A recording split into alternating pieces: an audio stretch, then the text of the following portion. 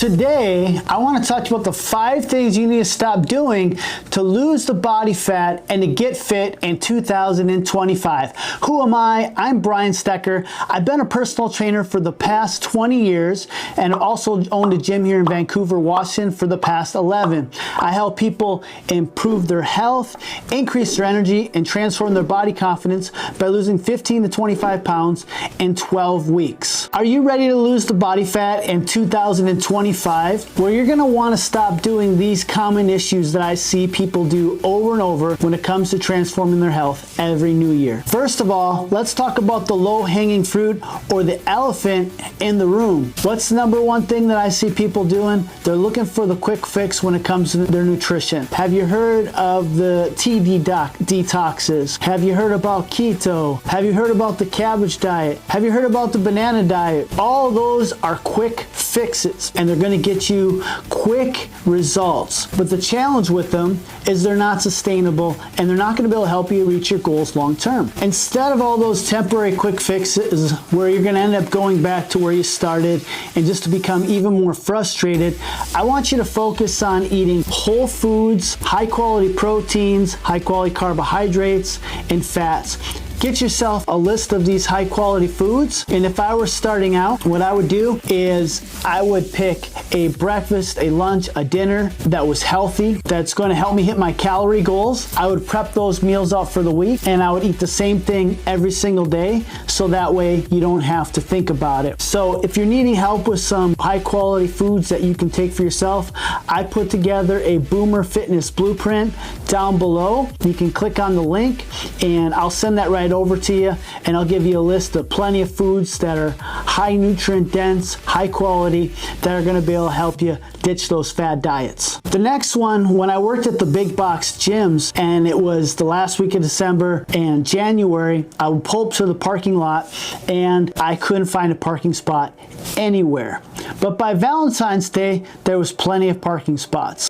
What is the next thing that I'm talking about? It's ignoring rest, then overtraining. What I would see people do is they'd be extremely motivated. They'd be like, this year I'm exercising every single day to transform my body. Now, I get it. The intent is good. But what's happening when you're exercising every single day is you're putting a lot of stress on your body. And what most people have is a lot of stress in a number of areas of their life. They have their work, they have their family, and then you throw this exercise thing in, and what people end up finding is they just can't find that it's sustainable for their schedule, but also because they haven't exercised for years, they find out that it's not sustainable for their body. So first of all, they're going to be extremely sore. The next thing, you're not going to recover from your workout, so you're gonna feel more stressed, and then what it ends up leading to is injury. So what I would do is take a more sustainable approach if you're beginning. And what that would look like is I would exercise with resistance training twice per week, total body. I pick 4 to 6 exercises, and I would do 3 sets of those, and I would challenge myself for 12 to 15 reps. And on the other days, I would look to expand my calorie deficit simply by hitting a step target of 8 to 14,000 steps per day, and that's going to help you start boosting your metabolism and start helping you build up your endurance. There's a sustainable approach that isn't going to beat your body up and leave you running to the ground. And by next January, you're going to be closer to those goals. When I meet with people who are starting on their fitness journey in the New Year's, I'm looking through their MyFitnessPal or wherever else they're logging their nutrition, and I start to notice something that sticks out right away, and that is people are drinking their calories. So things you want to get away from is that Starbucks routine where you're drinking those fancy drinks. Also, you want to get rid of those sodas, or maybe it's New Year's and you're thinking juices are the way to go to help you lose that stubborn belly fat. But what you end up finding is they're loaded with sugar and calories.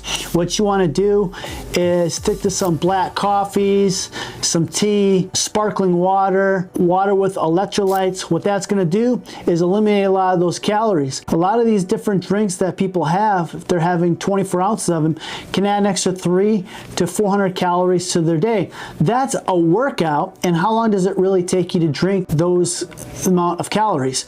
10 minutes. So think about it. You're working out hard for 45 minutes to an hour, and then you just erased it by having a drink.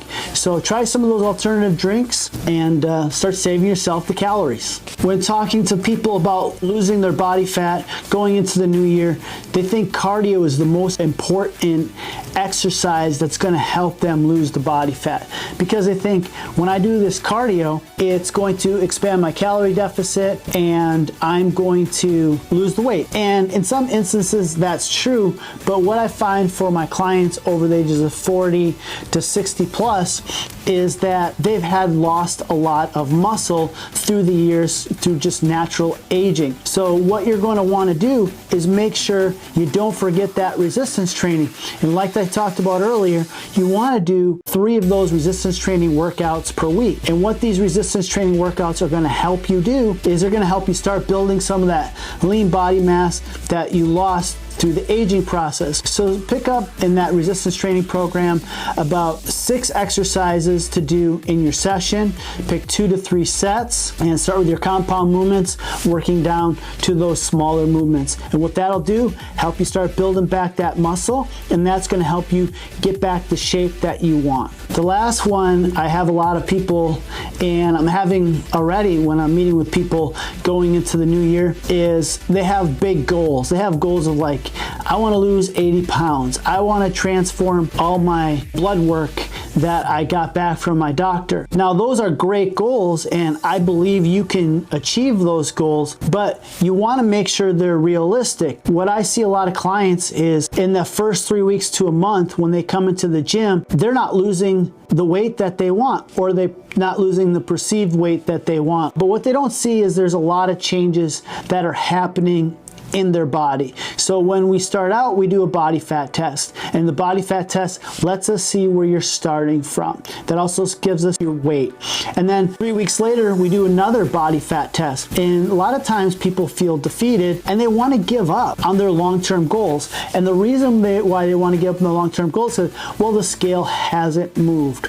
My energy level hasn't changed yet. But then when we look at the body fat test, they lost 8 pounds of body fat, but they gained 6 pounds of muscle. So their body went through a recomp. And then the other thing is their body was deconditioned from not working out before, and they don't have the energy they want because they have an energy demand on their body. So what I want you to think about is, I want you to focus on every day you're getting 1% better, or when you go to the gym and you're working out or you're eating better, look at that as a +1.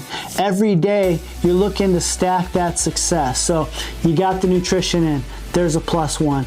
You got the non-calorie beverage in, that's a +1. You're finding recipes you like to eat, that +1. You got your 10,000 step, +1. Every day, try to hit those +1s. And like when I talk to my clients, let's not focus on the scale. Let's focus on the process. Let's focus on the things we can control. And let's focus on all the +1s that we can do every single day that are realistic. And what's going to end up happening is the scale is going to take care of itself. There you go. You've got a jump start on the new year before everybody else, and you're going to make a huge transformation because you're not going to do those 5 things, right? So down in the comment section, let me know which one of these that you're going to put to work today, and I look forward to seeing you in the next video.